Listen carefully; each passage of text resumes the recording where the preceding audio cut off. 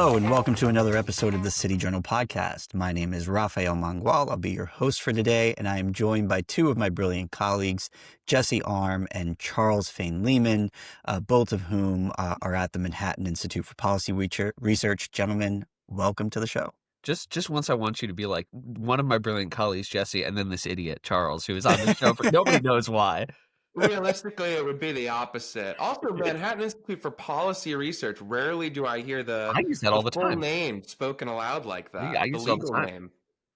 That's right. Actually, way back in the day, MI, which is now just known as MI, used to be MIPR.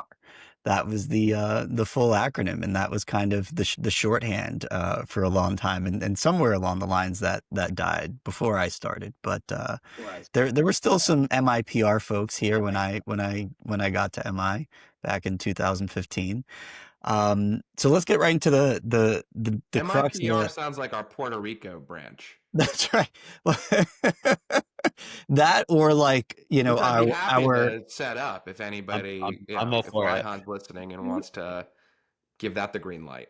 It's either that or the Republican funded counterweight to NPR, right? It's our new public radio channel. Either way.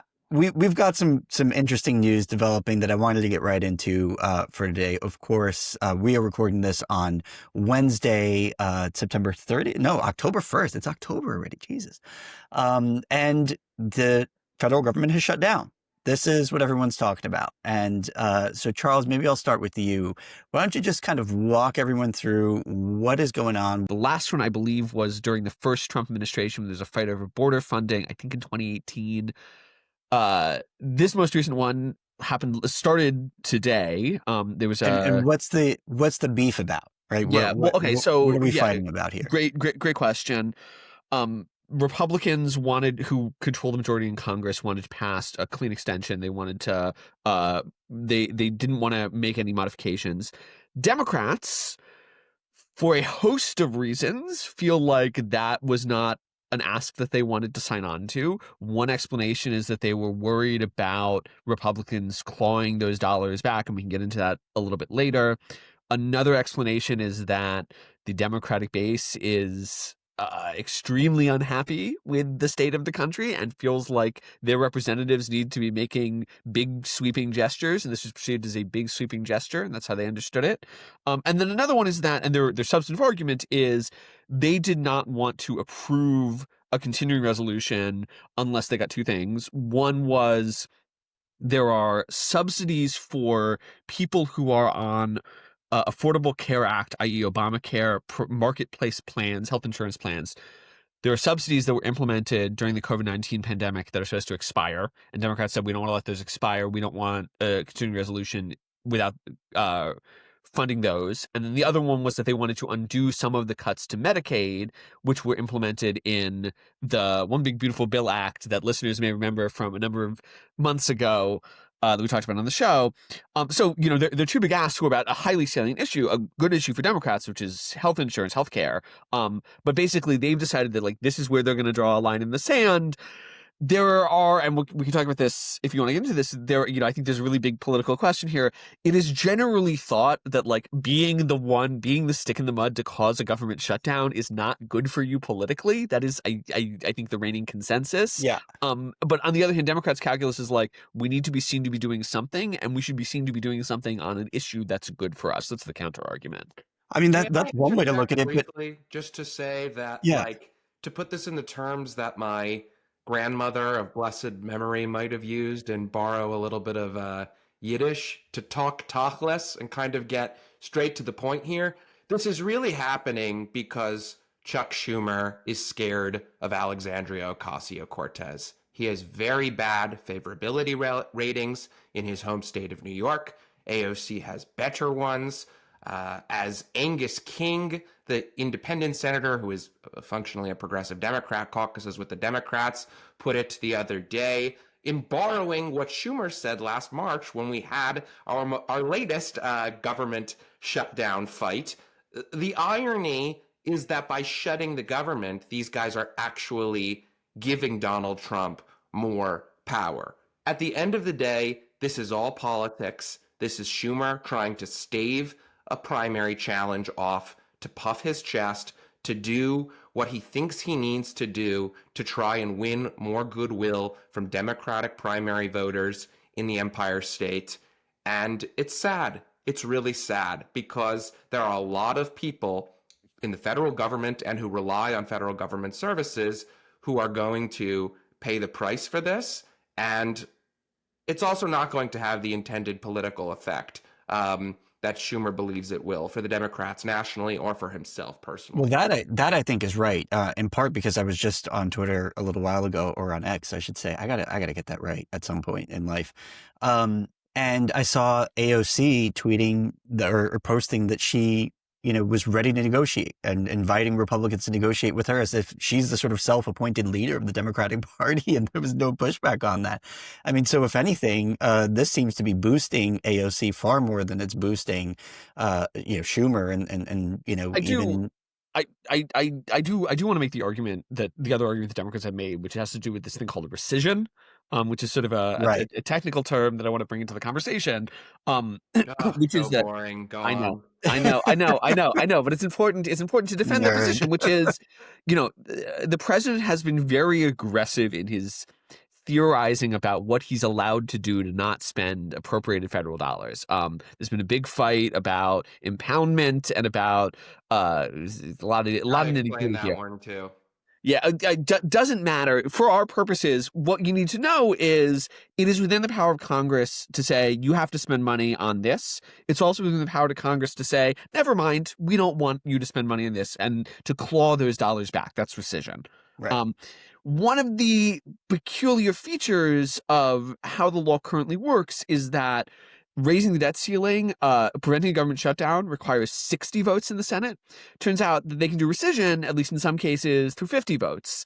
And so part of what Democrats are saying right now is Republicans already clawed some money back earlier this year.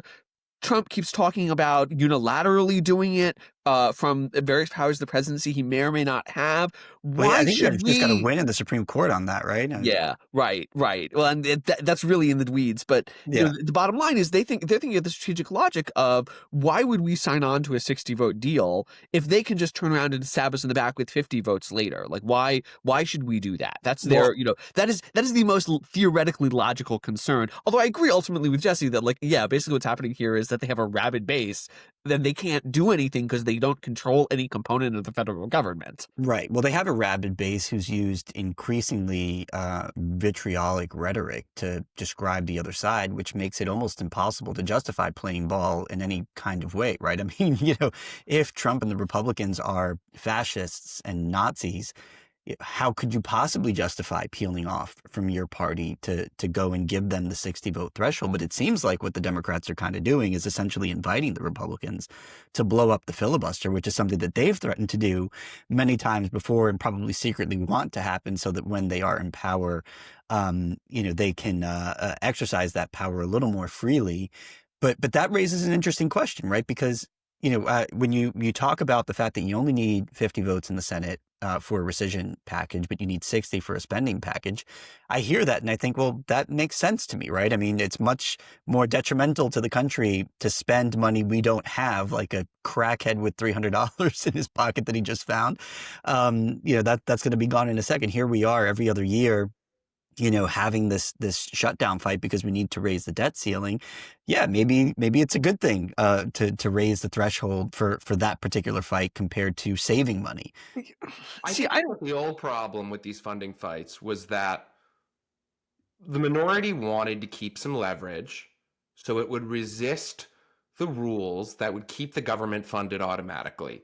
And today we have this bigger problem, which is that Democrats don't trust Republicans to actually follow the spending laws that have already been passed.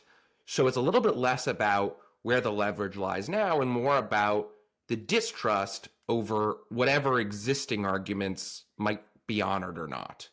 And look, I think that is a more general problem with the theory of consensus that underlies the filibuster, which is the big barrier here, right? Like, Republicans control a majority in both houses of Congress. They control the White House. They have a mandate to govern. They just don't have a 60-vote mandate to govern. Like, those are different things. And the premise of the filibuster, as an institution is that it should be forcing comity, it should be forcing coordination. That does not appear to actually be happening, certainly not in this circumstance. I tend to think more generally, right? To Jesse's point about trust, like, the Democrats do not believe, and Republicans often do not believe, that the other party is willing to play a coordinated game. And like, one opportunity to sit here and bemoan the fact that we can't seem to be able to play a coordinated game, and won't everybody just get along? But I guess my response is increasingly, nah, they should just get rid of the filibuster and govern with the Democratic majority that they've been handed. And when the other guys have a Democratic majority, they should get to govern. And, that's okay. This is a democracy. Go ahead, Rolf. I was going to say, I mean, I'm kind of with you on that. The logic of the filibuster has always been a kind of counter-majoritarian argument, right? Like, we want, sort of in the tradition of Federalist 10, which, for those of you who haven't read it, go read it. It's James Madison's best of the Federalist Papers. We should have an extreme amount of consensus before Congress exercises the awesome power of government. And so by having this requirement for a 60-vote threshold, you ensure that all government action, which, has real impacts and ripple effects throughout society, only happens when there is broad consensus. Now, that counter-majoritarian sensibility is something that I can appreciate from a distance.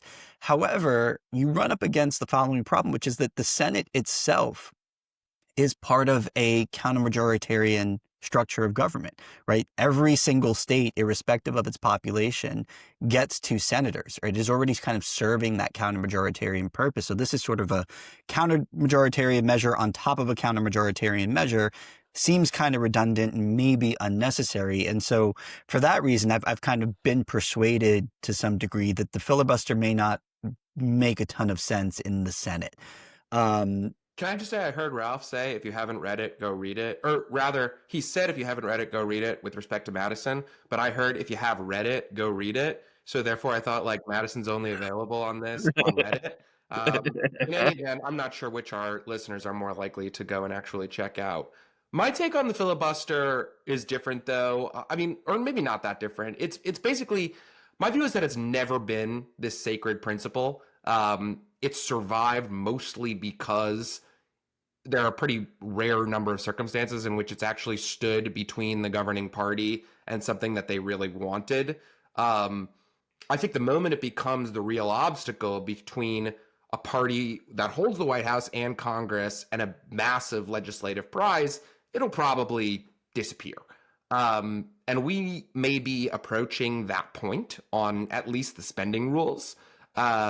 The breakdown of the kind of normal appropriations process that has let the minority use the filibuster process, or use the filibuster as this like procedural shield where it gets to duck responsibility while the majority takes the political hit for shutdown threats. That's probably not a sustainable dynamic. But then again, I don't know, dropping the filibuster for appropriations wouldn't automatically empower only the left. There are internal divisions, I think, that would still make it hard to pass a unified spending package. In some ways, you remove the minority's veto, and that would force the majority to govern rather than posture, and that would likely reveal basically just how much today's parties are built for messaging, not legislating. And frequent panelist Judge Glock is like, clutching his head and like moaning, like sobbing quietly as he hears this conversation. We can have Judge on to argue about this. But I mean, I would make a stronger claim than either of you, which is that I take very seriously the folks like, Yuval Levin is who comes to mind here, the editor of National Affairs and sort of a great Republican constitutionalist theorist, who are very concerned about the decay of the authority of Congress and the legislative authority. In principle, this is a democratic republic, and we are a nation of laws, and the lawmakers should be the ones who are making decisions about what the laws are. But they mostly don't do that anymore, right? To Jesse's point, they do a lot of messaging, and they do a lot of party discipline, and they sort of sign on to an agenda set by the executive, and this is true in both parties. And then we do a great deal of executive lawmaking, where like the the president makes a bunch of regulations with limited review, and those are a lot of our laws. And then we have this other independent, unelected branch of like 9 guys who have law degrees who call balls and strikes. And that is way more counter-majoritarian. That is, I think, unjustifiably counter-majoritarian versus the people who got elected by the capital P people should make the laws, and they should have fewer impediments to the act of making the laws. And indeed, I see this as a canonical example. Congress cannot even make the government run, right? They are so dysfunctional that they can't do that. That seems like an issue to me. It is an issue, but it's not an issue that's going to get solved by getting rid of the filibuster. I mean, I think there's a 50-vote threshold. It would be the government would be open currently.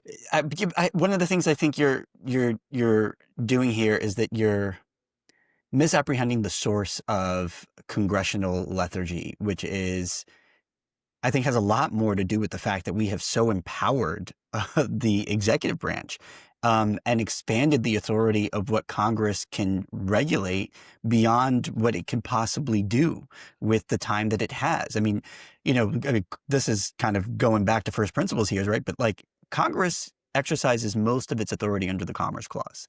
The Commerce Clause was read relatively narrowly through, the first half of, or the first quarter of the 20th century.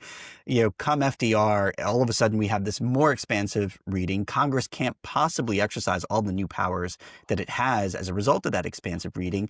Combine that with the fact that the Supreme Court started signing off on things like expansive delegation and deference to executive agency actions.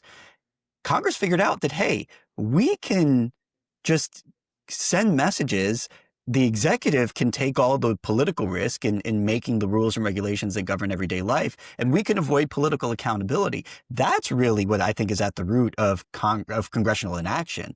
They don't really have an incentive to pass laws because, well, the executive can do it and let them take the political fall for it.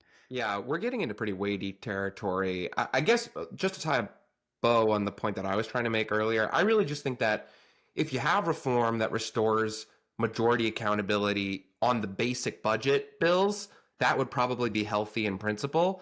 But yeah, in the current partisan climate, it's just as likely to expose both sides' dysfunction as to resolve it. And all that's to say that this shutdown is probably going to fall. The blame is going to fall more on Democrats than on Republicans, even among mainstream kind of left of center media outlets. I think that's the narrative that's kind of beginning to take shape. It's not the same as the inverse when the circumstances were different with the cruise shutdown all those years ago. But I'll tell you what, whoever nukes the filibuster, regardless of what the circumstances are, I do actually believe will pay a political price for it, because they will be the ones to have shattered a norm for whatever it's worth. So I mean, look, the filibuster, the filibuster's been nuked, in other contexts already, right? I mean, judicial appointments is a good example. I don't see that coming back to bite anybody. But you kind of gave an answer to the next question that I wanted to. I think that came back to bite the Democrats. Yeah, sure, because the Republicans play tit for tat. Right. But what I'm saying is, I don't think that hurt their political brand in any real way. I think they regret doing it. Maybe because they lost, but not on any sort of principled grounds, or because they lost political support from their base, right? I think that's a chink in their armor. I think that's very last thought. I think that's good, right? And just as now that I'm abstract, I'm very abstract for just 1 second, which is that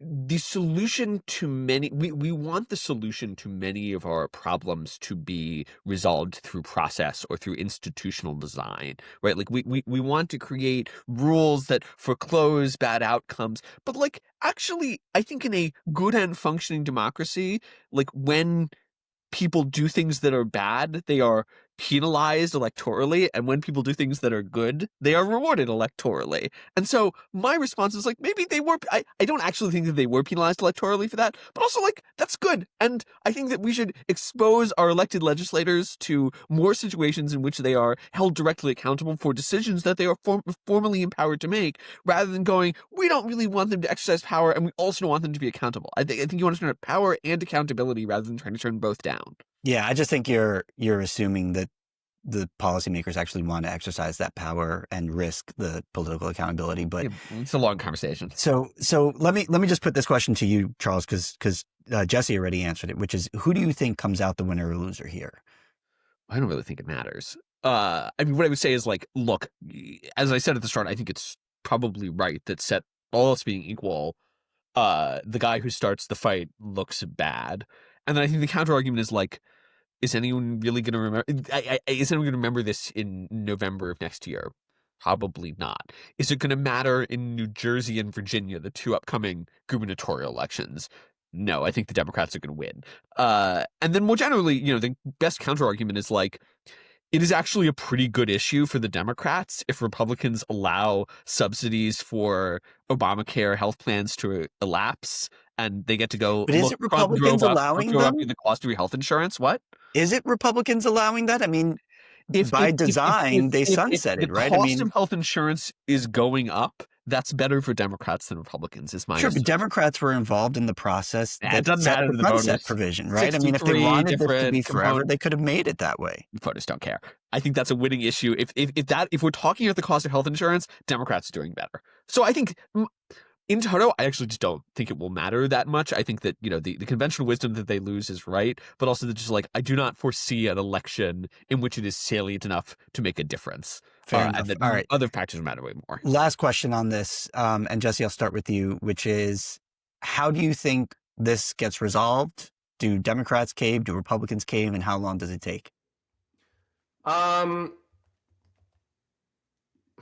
didn't think you'd ask me that. I don't know. I think it's a good open-ended question. Honestly, I saw a tweet earlier from a guy named Logan Dobson who works in the polling and data space, where he pointed out the prediction market's answer on this question, which I believe they essentially said they expect it to go longer than 10 days, but less than 35. Which is the record. I'll take a cop out and just answer with that and say That I works. think, like Logan pointed out, prediction markets are a really fantastic way at quantifying conventional wisdom. Yeah. Unironically. I'm skeptical. Republicans picked up three Democrats on the first vote. So it's 55-45. Rand Paul voted against because he hates when the government spends money. But then three Democrats, one, Angus King, the progressive independent, and two Democrats flip sides. I think that they will get to 60. I can buy 10 days. I don't think it's much longer than that. And this is for the simple reason. The longest one is the 35-day shutdown over border funding. Donald Trump can go the distance. He will wait as long as he needs to win a fight. Basically, nobody else will wait as long as Donald Trump. And so I think he wins on that. Who's going to blink first? It's not the president. And that's, I think they'll blink first. I think that's right. And that kind of takes me to another topic that I wanted to talk to you guys about, which is, it seems like the Democrats have kind of increasingly painted themselves into this corner of non-cooperation through sort of extreme position taking. And it really raises an interesting question, which is, like, is there a world in which the Democrats moderate? And, there are a bunch of different issues that I think kind of highlight the problem. One of them that I've been thinking a lot about is, the reactions to ICE enforcement throughout the country. I mean, you've got, these facilities in Illinois and Portland being, protested every day, vehicles being blocked all the time, these fights being picked with the Customs and Border Patrol agents and the ICE agents. You've got ICE agents getting heckled in the street everywhere they go. When they're in courthouses, people are sticking cameras in their face. One of the ICE facilities was just shot up in Dallas, Texas. A week ago, I was just watching some coverage of that. It turns out that the writings of the alleged shooter were recovered, and there's all this anti-ICE rhetoric. It made clear that he was targeting ICE agents. Of course, he ended up hitting 3 migrants, which is not great. Before he ultimately turned the gun on himself. Where do we go from here? It just seems like you're hearing things like the Gestapo and Nazis and fascists. It's like there is no exit if that's the sort of lines that we're drawing. I think this ties into the shutdown conversation and the immigration conversation. And the core issue for me here is, to what extent are Democrats accountable to their sort of radical base. And I think this is,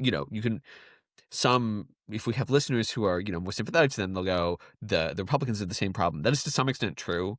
Yeah. Donald Trump's superpower, though, is his ability to discipline the base.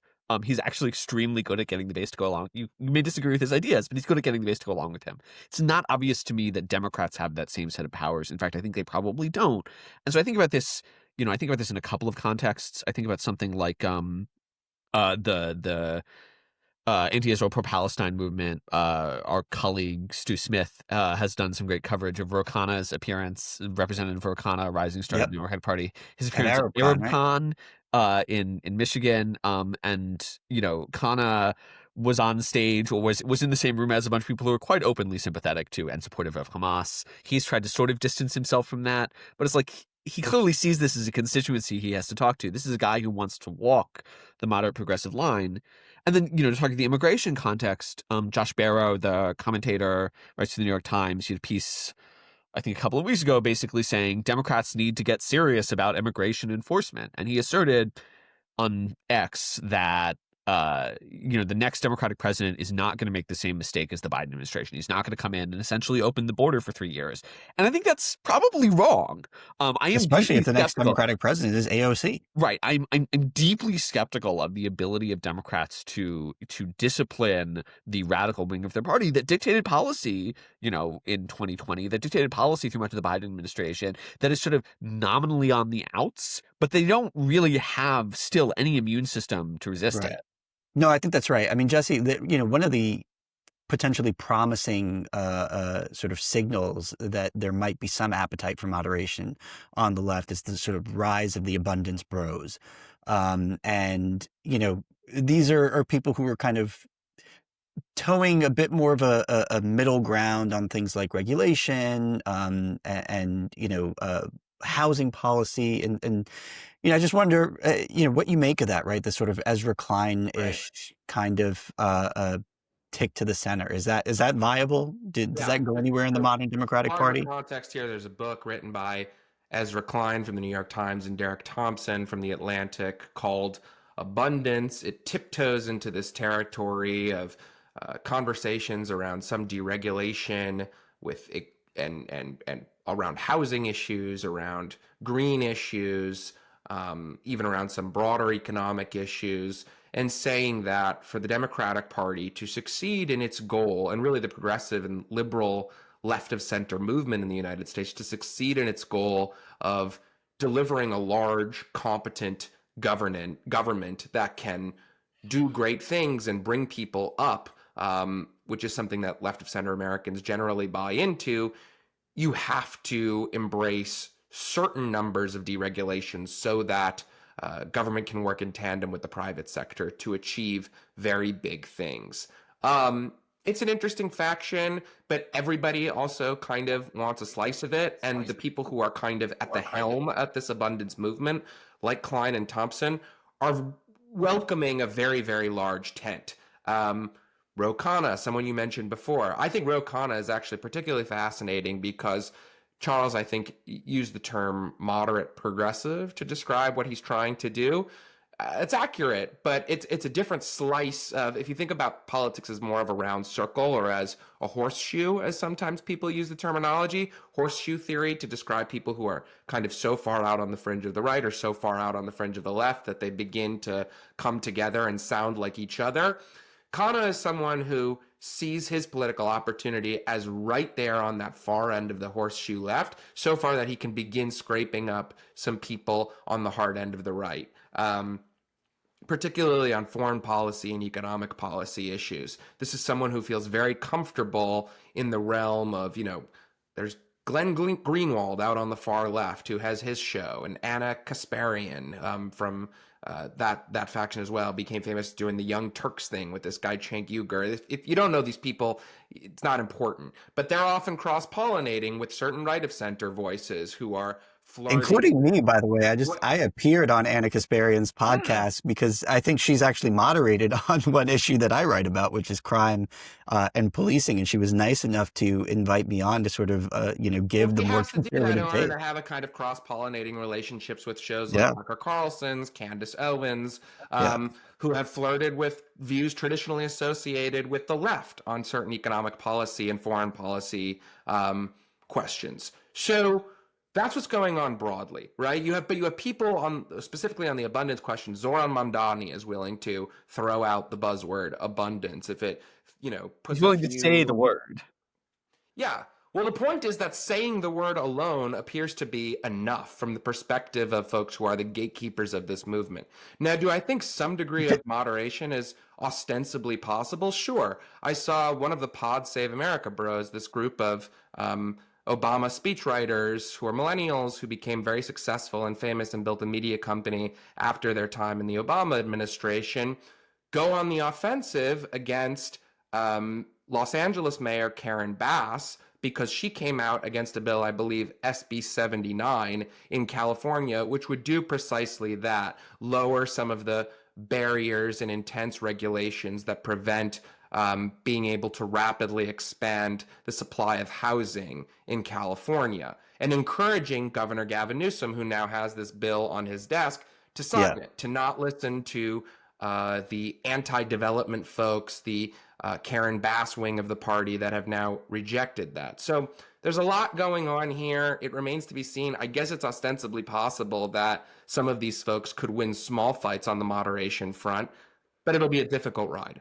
Yeah, I'm thinking about this Pod Save America reference that you made and the SB 79 bill, and I just wanted to add some context because the cynic in me wants to say that I don't really believe that this is a moderation thing insofar as it is like, hey, we had massive fires in the Palisades and we want to rebuild our houses more quickly in the really nice parts of California that 99.9% of Americans will never be able to afford to live in, and that's actually really more at the root of that particular bill than some moderation on the sort of theory about the government's role for regulation. But yeah, that's probably too cynical for Charles, who's rolling his eyes or trying not to. No. I mean, I think that's plausible. I mean, look, if we're talking the abundance guys, I am broadly, I'm sympathetic to, supportive of many of their goals. Like, I think they're good goals, and I in fact agree often with their theory of politics, which is that like a great deal of political dispute is downstream of insufficient supply. That the pie is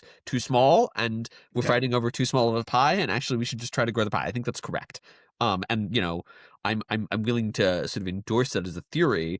Where I have engaged with them, and I've engaged with them a little bit, I have often, tried to say basically like a set of the things that I believe are important for accomplishing the goals that you want, right? Like I actually don't, I quite publicly think that marijuana should be illegal.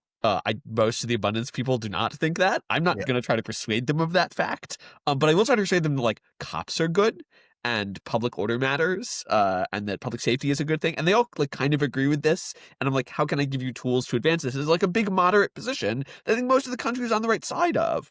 And indeed, I think we were talking earlier about this sort of like polarization, and I think that's a common theme in American politics. There really is a coherent middle, and the question is just like who is able to grab onto the middle, who is able to be politically persuasive to the middle. That thesis, I think, is persuasive to the middle, and the question is just like the challenge, I think, there is that the politician who has most effectively seized control of the middle of the discourse in America today is Donald Trump. Right. This is what he did in 2024. He's extraordinarily effective at speaking to the median voter. He swayed the median voter substantially to his side, which is why he won a plurality of the popular vote.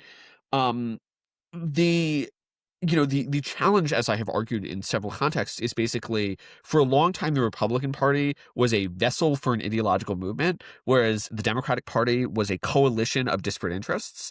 I kind of think that has flipped.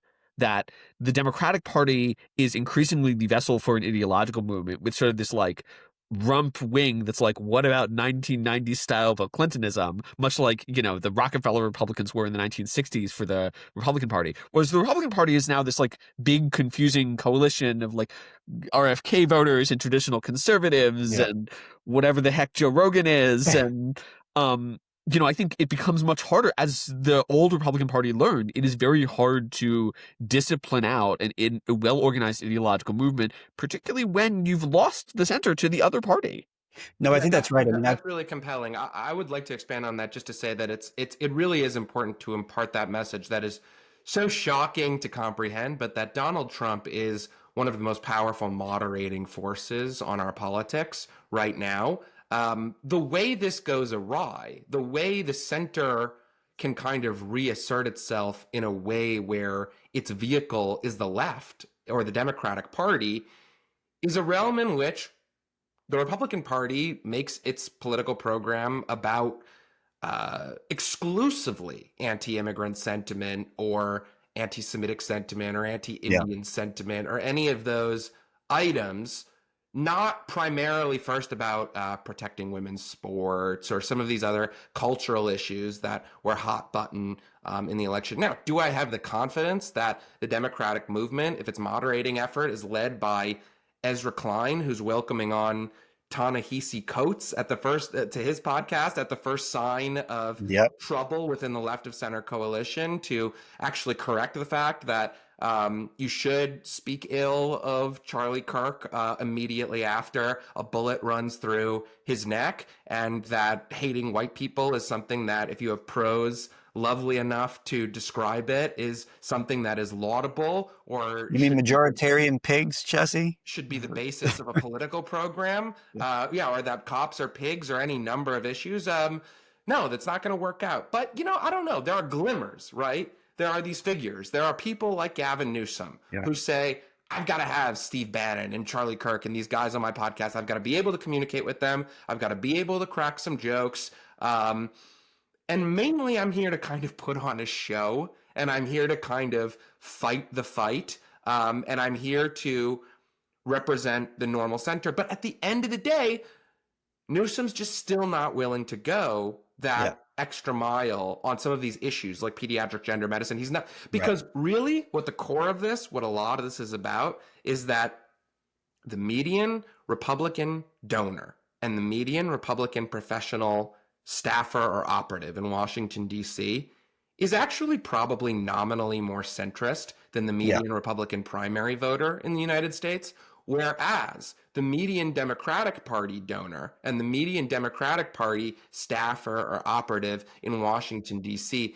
is well to the left of the median Democratic primary voter, and that's the core tension that's at the root of a lot of this. I think that's exactly right. I mean, from Joe Rogan to Bill Maher, I can't tell you how many times I've heard people say that, I didn't move to the right, the left moved away from me. And I do think that that's the story of the modern Democratic Party. But we're running up against time, so I want to close on a bit of a lighter item.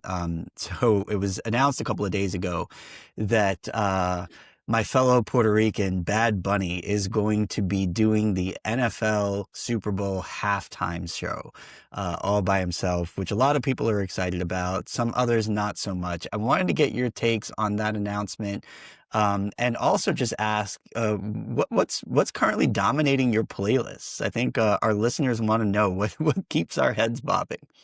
Jesse, you said you had nuanced opinions on this. I have very limited opinions, so go ahead. Okay, so Bad Bunny is like the most streamed artist across the globe, but not in the United States. So I basically look at that and say, okay, if the NFL is obsessed with globalizing its product, figuring out how to make as much money as possible, then sure, I guess Bad Bunny makes sense as a selection for the Super Bowl halftime show.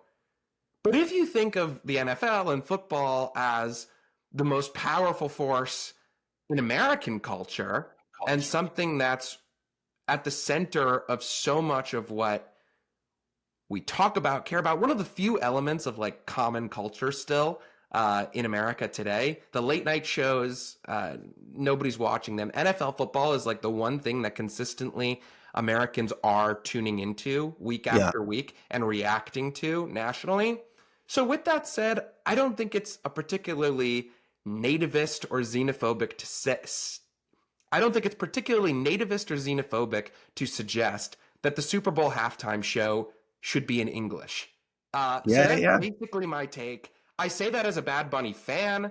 Someone I'm who a huge Bad Bunny fan. went to a Bad Bunny concert at Barclays in Brooklyn, but I don't like the selection. Did you see John Hamm at the concert? No, Apparently, he goes to all the shows. No, look, I'm with you. I'm a huge Bad Bunny fan. I thought his last album was fantastic.